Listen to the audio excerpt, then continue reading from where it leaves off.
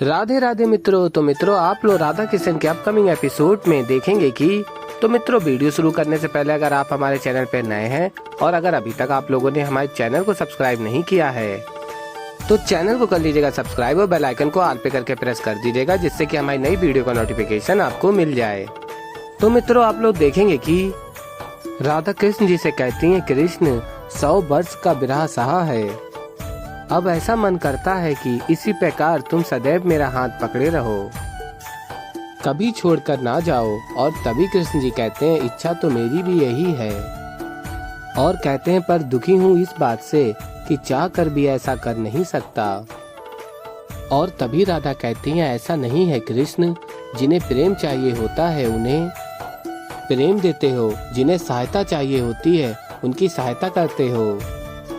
और मेरा जन्म दिवस कितना अद्भुत मनाया तुमने, अपने कर्म चक्र में फंसने के बाद भी। और फिर मित्रों, आप लोग आगे देखेंगे, राधा कहती हैं कि बस एक ही भय लगता है, कहीं तुम्हें खो ना दूं, कैसे सो जाऊं कृष्ण। और तभी कृष्ण जी कहते हैं, मेरा हाथ पकड़ के, और कहते हैं, मेरा हाथ पकड़ के सोगी तो अच्छे सपने भी आएंगे और 2 सपने नहीं आएंगे।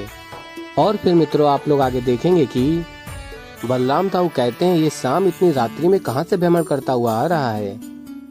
और फिर तभी बलराम दाऊ देखते हैं, असुर गुरु शुक्राचार्य शाम के समक्ष प्रकट होते हैं और कहते हैं, मैं तुमसे शाम एक अति महत्वपूर्ण विषय में वार्ता करना चाहता हूँ। और फिर तभी शाम कहता है, कहिए गुरुदेव।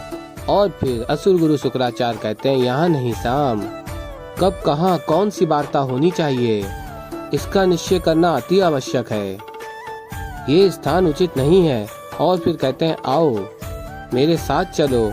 और फिर तभी बलराम दाऊ कहते हैं, अवश्य ही कान्हा के विरुद्ध कोई बहुत बड़ा षड्यंत्र रचा जा रहा है, मुझे अभी इसी क्षण कान्हा से वार्ता करनी चाहिए।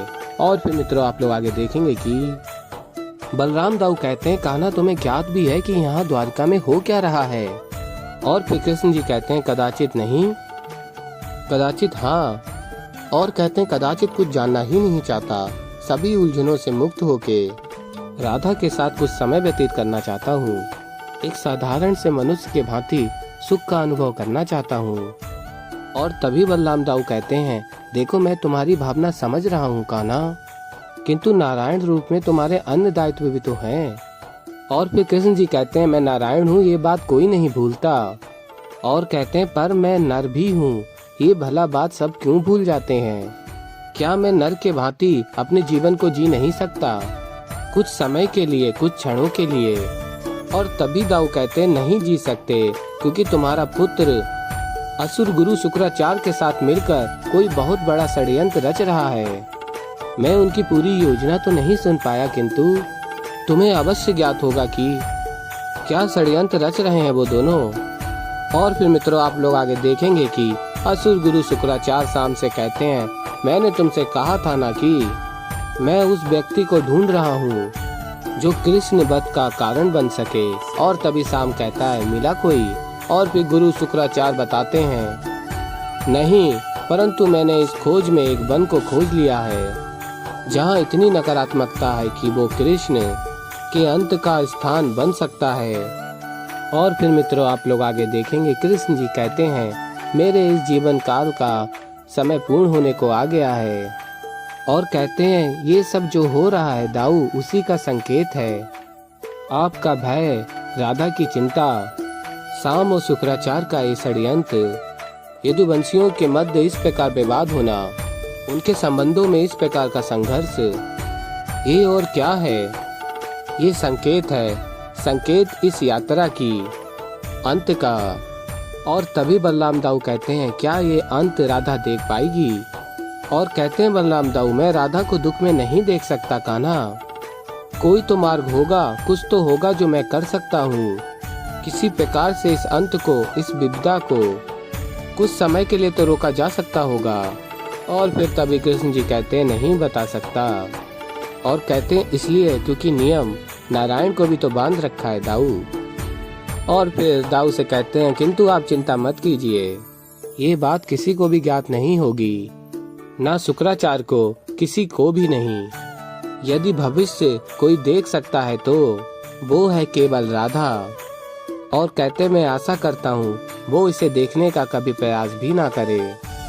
और फिर मित्रों आप लोग आगे देखेंगे कि राधा रुक्मिणी के समक्ष जाती हैं और कहती हैं मुझे तुमसे कुछ बात करनी थी। और कहती हैं राधा किंतु तुम ये सब क्या कर रही हो। तभी रुक्मिणी कहती हैं मैं अपने दिन का आरंभ कृष्ण की पूजा के साथ ही करती हूँ।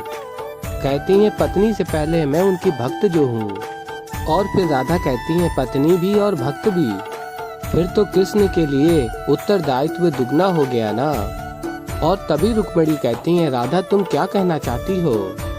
और फिर राधा बताती हैं स्मरण करो रुक्मिणी, एक समय था तब तुमने कृष्ण के लिए 7 वचनों की बात की थी, ऐसे वचन जो तुमने स्वयं अपने मन से लिए थे।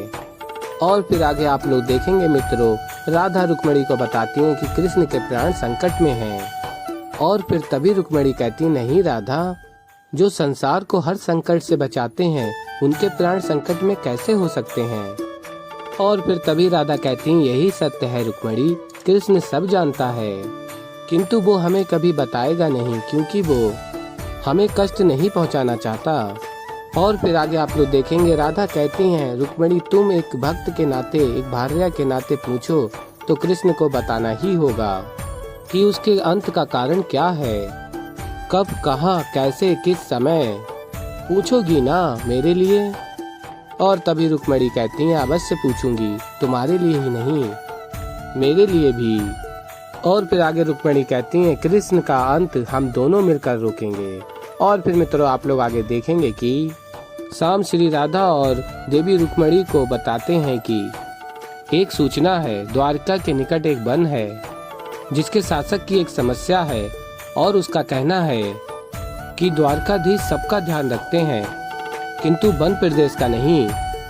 और इसी कारण बस वहाँ के पेड़ पौधे, पशु पक्षी, यहाँ तक कि वहाँ की प्रजा भी उनका विरोध कर रही है। और प्रजा का विरोध करने का अर्थ है कि हमारे राजा अर्थात श्री कृष्ण पर संकट आ सकता है। और फिर आगे शाम कहता है मेरे विचार से द्वारकाधीश को कुछ समय वन प्रदेश में व्यतीत करना चाहिए। और फिर रुक्मिणी कहती है हाँ हम इस विषय में कृष्ण से बात करेंगे और सुनिश्चित करेंगे कि वो कुछ समय वन में व्यतीत करें। और फिर मित्रों आप लोग आगे देखेंगे कि राधा कृष्ण जी से कहती हैं वन की शांति में मुझे और रुक्मिणी को तुम्हारी बांसुरी की धुन सुननी है।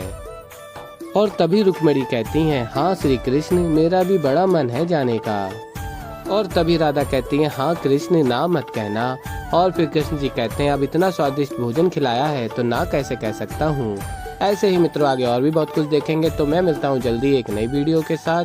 तो तब तक के लिए मित्रों राधे राधे।